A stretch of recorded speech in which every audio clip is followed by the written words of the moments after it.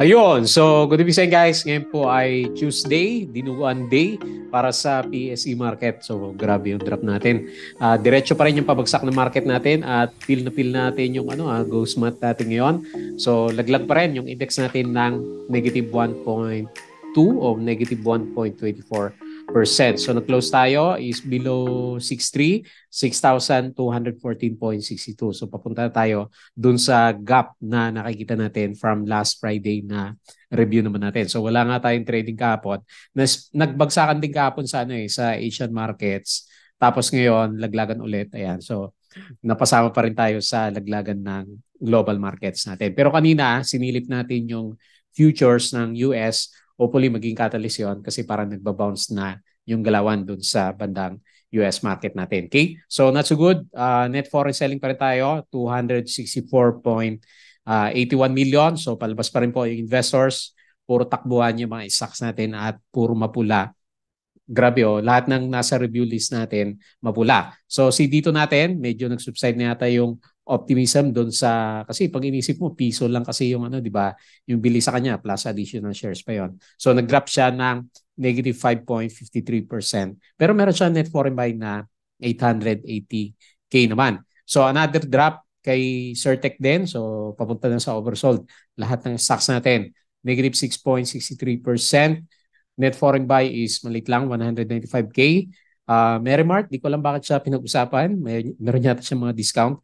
So, drop siya, negative 2.81%. So, hindi naman ganun kagrabe. Ito si Monde, grabe pa rin kasi parang si PSE market yung galawan niya. So, lahat ng candles niya mapula. So, nag-drop ulit siya ng negative 4.19%. Pero parang net foreign buy na siya. May nakita tayo na 10 million. Hopefully buying yun, hindi sell yung nakita natin sa kanya. Kung buying yun, baka mag-signal yun ng bottom naman niya. Tapos si ABA natin, so drop pa rin siya, negative 12.5%. So grabe na sa piso na si ABA natin. Tapos si Ayala, so nag-breakdown na yung paborito ko na stocks. Nag-drop siya ng negative 4.07%. And then meron siya net foreign selling na 74 million naman. So wala talaga tayong mapuntahan dito sa market. So kasi ginagaya niya yung galawan dito sa area na to around October last year dito sa market natin. So wala kasing walang pasok na foreigners iba palabas yung mga nakikita natin sa kanya. Okay? So tingnan natin kung ano nangyari dito sa mga stocks natin. So disclaimer pa rin guys, yung mga bago dito sa channel natin, as usual, yung review natin is for education purposes. Huwag mo pong gagamitin to as a reason para mag-buy, sell, or hold ng stocks. Siyempre, meron kasing risk na involved dito. Due diligence lang po and then ikaw po bahala mag-select kung anong stocks yung gusto mong bilhin naman. Okay? So follow mo ako dito sa ating Palabi Trader na YouTube channel. Subscribe ka lang para updated ka dito sa mga reviews natin. So medyo nasa bad mo talaga yung market natin ngayon. Ayaw din natin makita yung mga ports natin kasi puro pula. So subscribe ka lang para updated ka and then join ka dito sa trading group natin.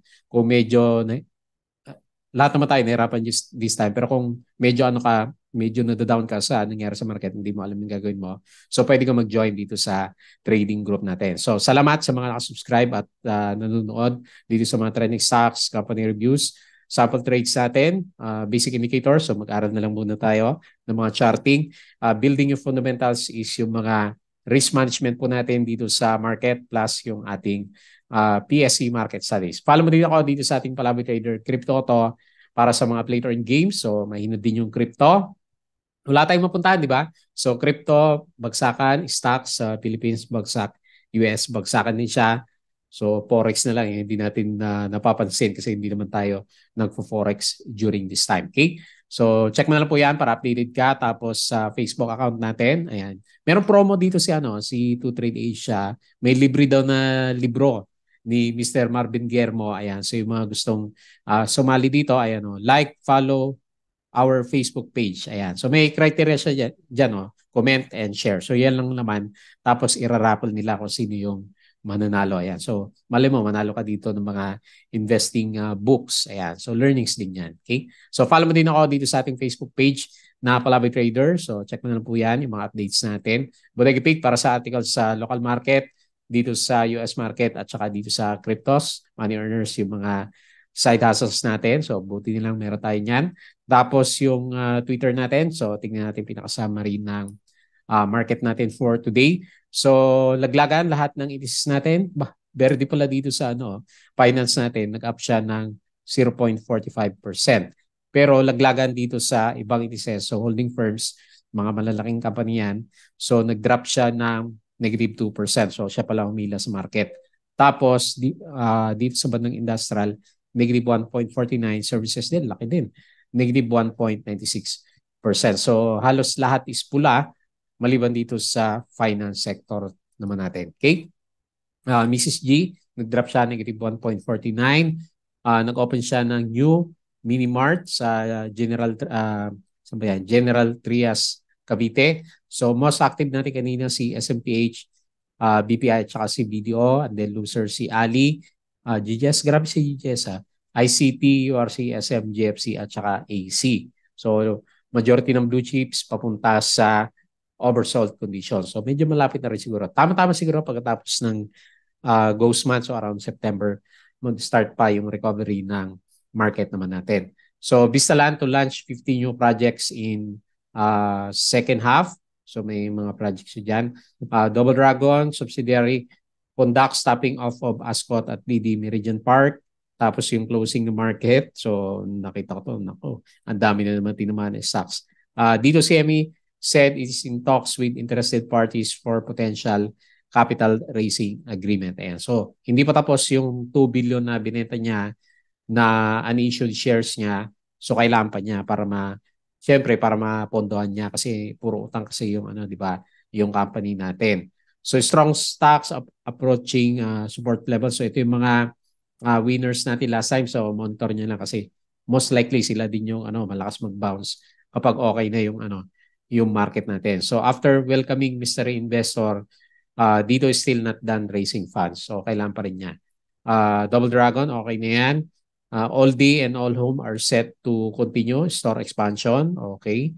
BDO, first half profits at 35 billion. So, okay naman to sa earnings. Si SM, alam ko okay din sa earnings si SM pero pa-drop yung price. Ayan, SPNEC holders in talks with fund managers for private placement. Ayan, so medyo kinakasa na. So, mabuti ng yan siguro after ng ghost month. Ayan, mabuting ma-settle siya after ng ghost month para hindi siya sumabay sa drop po ng ating market BPI. So, okay din. Phoenix Petroleum, so lugi, 3.2 billion kay Dennis Uyan. ICT expands equipment in BICT. RRR cut steel option. Capital raising talks sa dito. Okay, nag-drop si dito. Daming articles dito kay Dito Telecoms natin. Ayala Corporation, subsidiary complete sale of 92% stake in MT Technology GmbH to Caliesta Asset Management. Sino ba yan? AC para kanino kaya yan? IMI yata yan. Okay? So, meron tayong upcoming dividends. Ayan, pampalubag loob.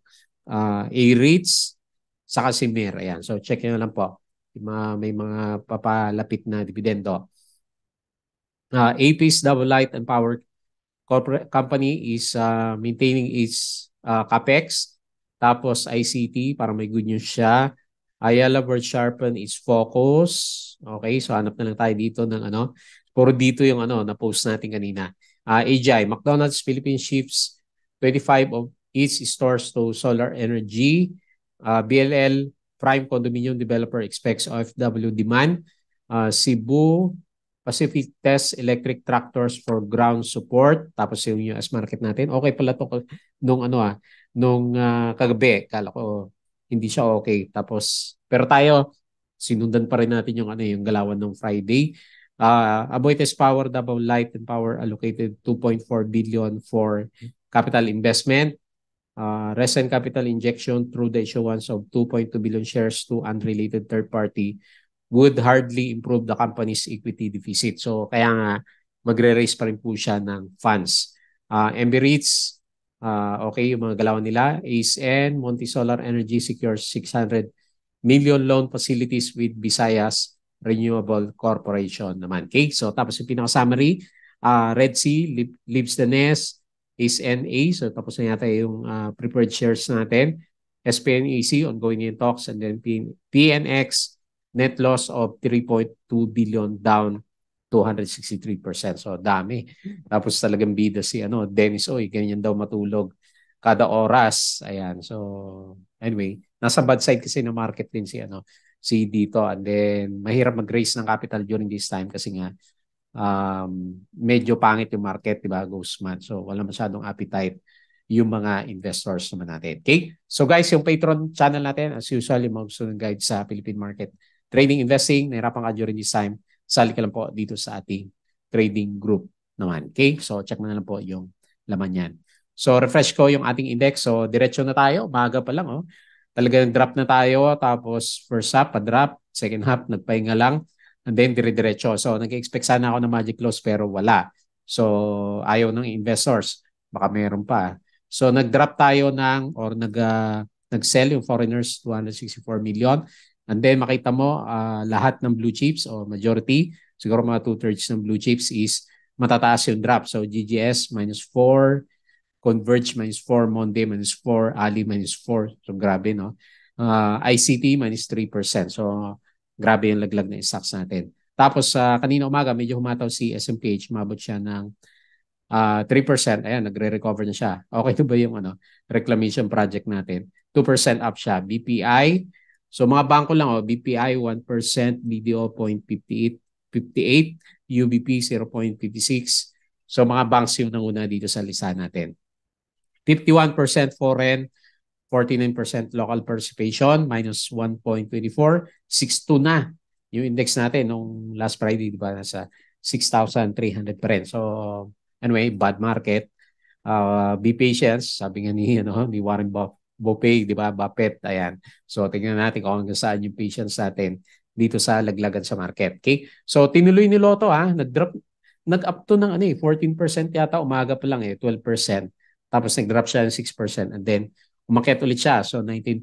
Congrats doon sa mga malakas yung loob. So kailan kayo magbubuhos. PRC -90.76. So the rest, mga penny stocks to, Prim 6%, PXP 5%. Wala tayong mga big caps na stocks dito maliban kay SMPH. So losers natin si ABA, syempre, -12.5%. Si Ion, -7%. Si Fruit, nag-drop na rin, -7%. All HC, battered na battered itong si All HC. -6.7%. Si Green, nag-drop din. Si Ani kaya. Ali, -4%. And then the rest is mga laglagan ng mga blue chips. CURC, wala din tigil. -3.57% naman. Okay? So, tingnan natin yung chart. Mabilisan na review na lang kasi hindi talaga maganda yung sentiment na market natin. So, 6,400 pa rin yung immediate na resistance. Magiging resistance na yung previous support natin. Tapos yung next, naghanap pa siya. So, wala pang support. Full candle, baka iabot na natin dito sa oversold conditions. Meron siyang gap dito So, malaki yung chance i-fill the gap niya at 6,200 or 6,182 kasi nandyan yung gap natin. So, wala pa rin siyang sign ng nag-stop na ng pag-drop. So, MA9 pa rin. Bagkos sobrang layo ng index natin dito sa MA9. And then, papunta na nga tayo sa oversold condition. So, patience lang. Wala tayong magagawa dyan.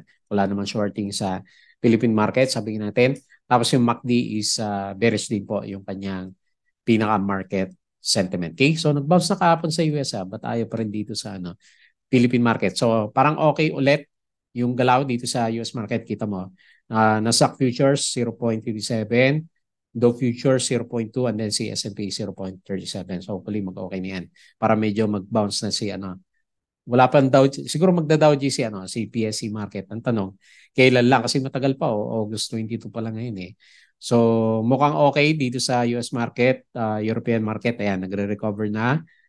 Asian markets, so tayo lang pala yung naiiwan dito sa Asian markets. Tinuloy pa rin nila yung yung drop.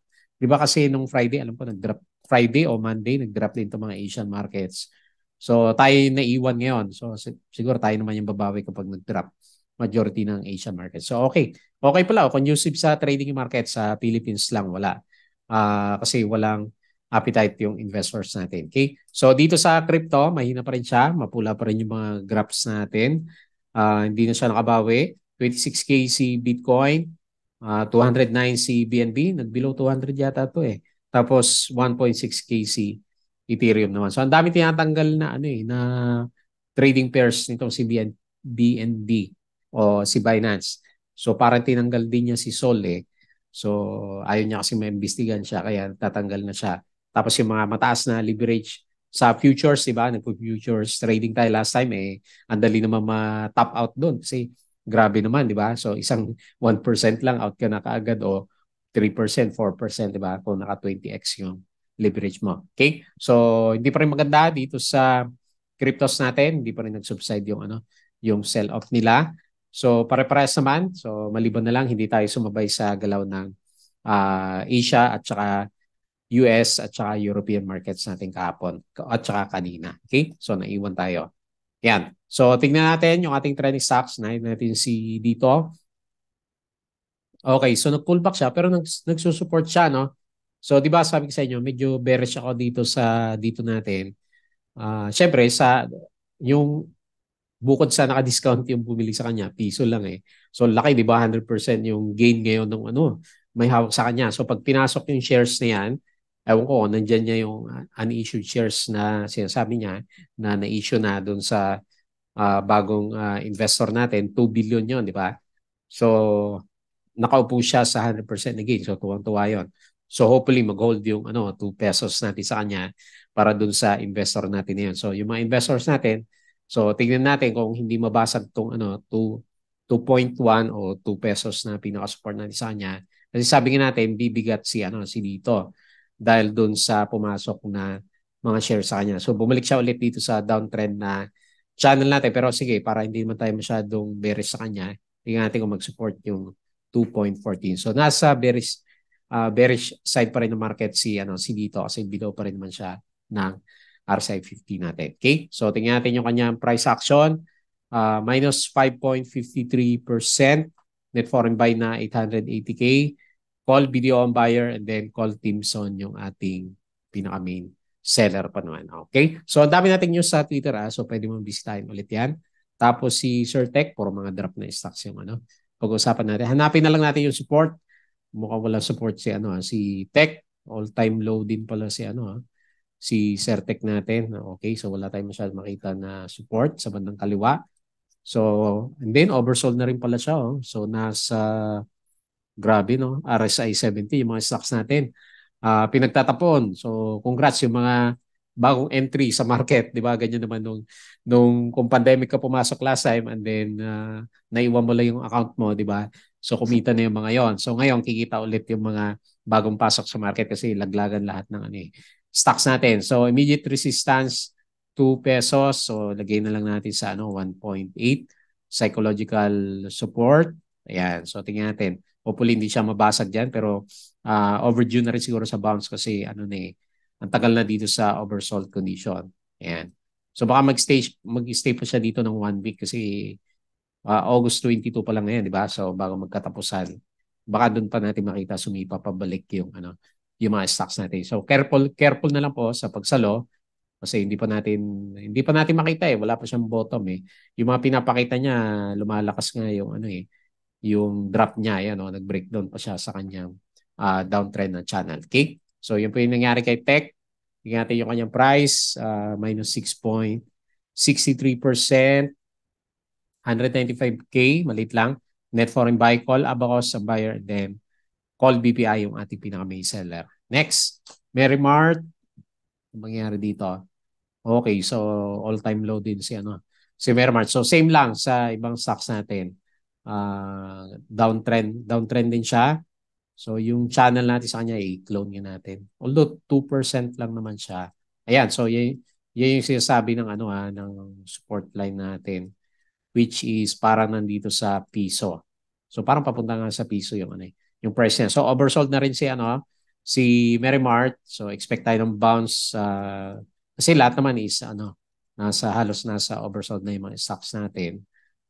Ayan so pababa din kasi yung mga direksyon ng kanilang mga indicators. Okay? So Merrimart, drop siya minus 2.83%, minus 258,000 net sell, call FMS a buyer and then wealth BDO yung ating pinaka-main seller. So downtrend din po kasi yung chart.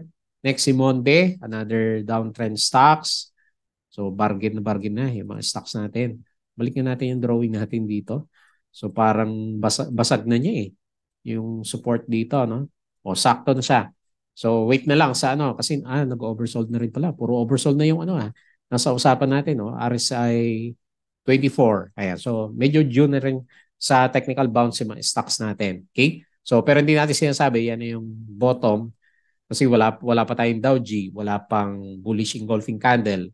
So nag-assume lang tayo na bottom na yan kasi meron siya dito sa support line. Tapos oversold na, di ba?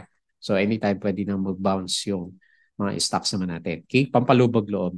Ayan. So nag-drop siya minus 4.19%. Ay, ayan o. Ano na siya? Net buy na. 10 million net foreign buy. Papa call ang buyer and then Papa Salisbury yung ating pinaka-main seller. Ayan, meron siyang buyer. Tingnan natin bukas. Next, si ABA. So ito, wala yatang buyer si ABA eh. Kaya nag-breakdown ulit. So nag-breakdown ng support. Nakailang breakdown na tayo yung support dito. So resistance natin, 1.2. Ang pinaka-support natin is piso na. No? Lagay natin sa piso kasi doon din naman papunta yung, yung price. Tapos ilang araw na siya dito. Parang isang buwan na siya dito sa dito sa oversold condition. So hindi nagbabago yung yung RSI niya. So yan na lang muna, piso na lang po yung support. Mahirap umasa kasi na bounce agad to eh. Minus 12.5% net foreign sell ng 2 million.